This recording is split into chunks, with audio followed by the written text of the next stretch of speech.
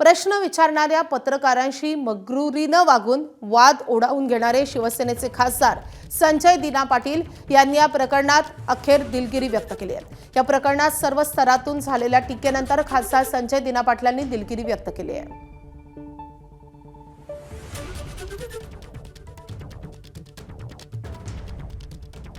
ज्या दिवसापासून मी शिवसेनेत प्रवेश केलाय त्या दिवसापासून